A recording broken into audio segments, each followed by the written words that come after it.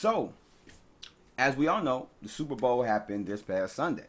And everything that's attached to the Super Bowl, which we've grown to know and love, are the trailers for the big blockbuster movies, as well as commercials and everything else, the ridiculous type of commercials. And so, the one thing that concerns me is not the football.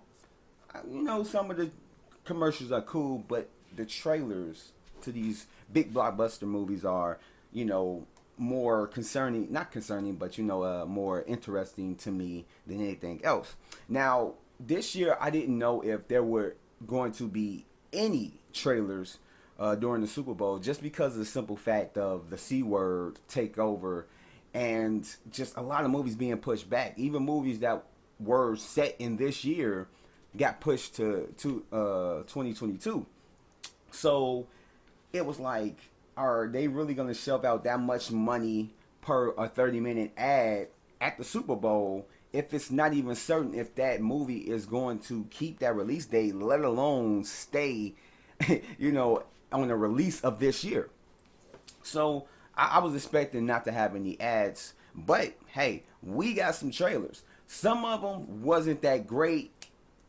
Some of them was just, but we did get one good one, which I'm going to get into that. So the first one I'm going to talk about is F9, which is the ninth installment into the Fast and Furious franchise. And I'm not counting Hobbs and Shaw. I'm talking about straight the Fast and Furious movies. And it has a new TV spot. It shows some new stuff, but it doesn't really show too much because it's not that long of an ad. It does have some ridiculousness, as usual, as we grown and known to expect from the Fast and Furious franchise, from the fourth one all the way up to now.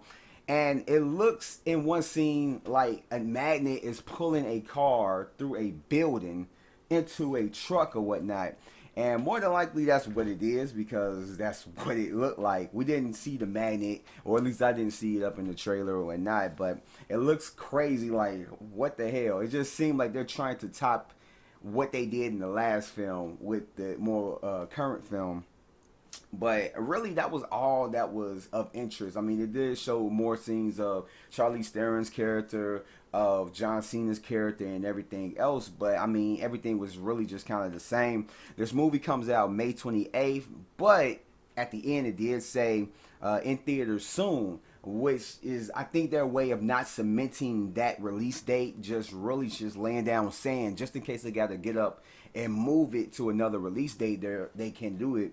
And not really just establishing that it's coming out May 28th. Like, yeah, we're sticking our flag in the ground. That was just kind of like what I felt like they were saying. So with that, that's kind of really all my thoughts on it. It was one of the better mini, teasers or, TV spots for a movie. The next one is Nobody. Of course, it's reminiscent of John Wick, and it has really no major change from the first trailer, and it was, I really didn't care for it. Really, it was just a dumbed down little tiny version of the first trailer with just maybe a couple new scenes and shots, but it wasn't really nothing spectacular. This movie comes out April 2nd, and it may end up being moved, don't know, but I mean, that was one of the trailers that was just like, oh, okay, they could have kept that. They literally could have kept that and just, not even spent the money on it.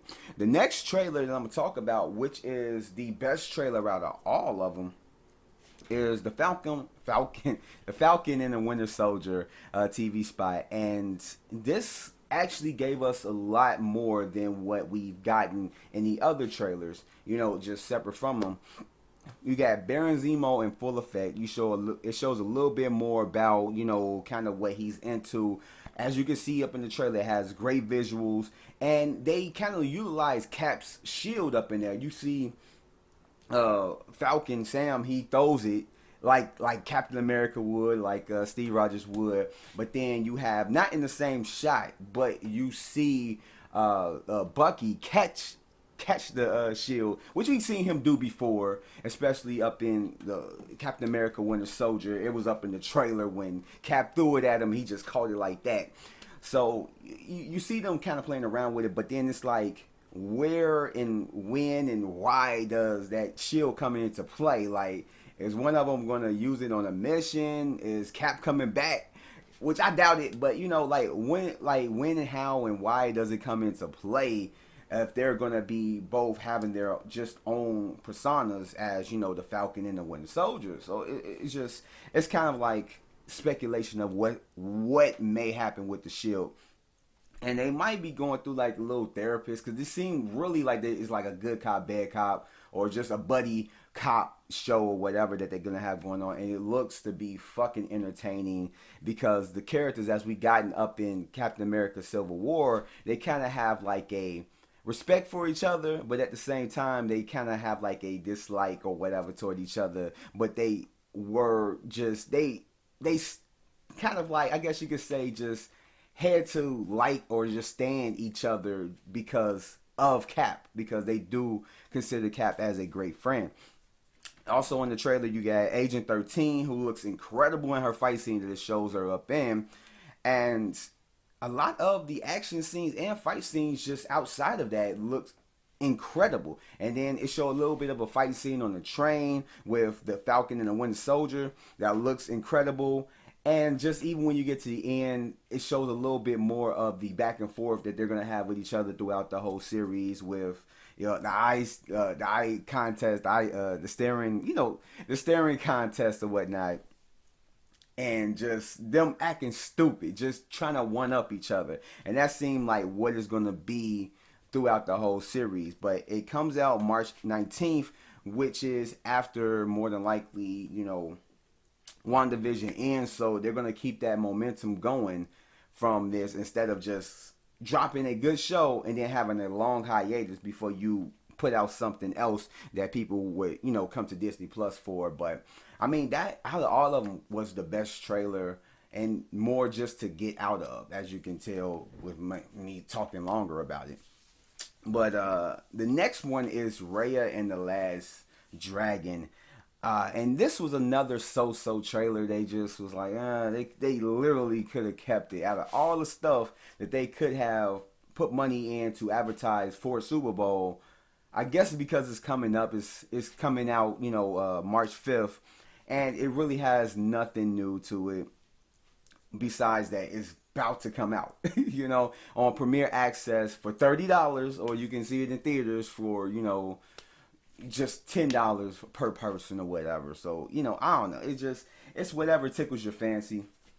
Really didn't care too much for it. I am really wanting to see this movie, but it was just that ad is like, it really gave us really not too much to digest from it. And the last spot that I'm gonna talk about is a M. Night Shyamalan movie that I'm just now really hearing about it. I hadn't heard anything else about this, but it's called Old, and it's just about a family who goes on the beach, and for some reason their kids are getting older. Like, it has a weirdness to it that you would expect from an M. Night Shyamalan movie, or even just now a A24 movie, kind of like Hereditary or The Witch or something like that.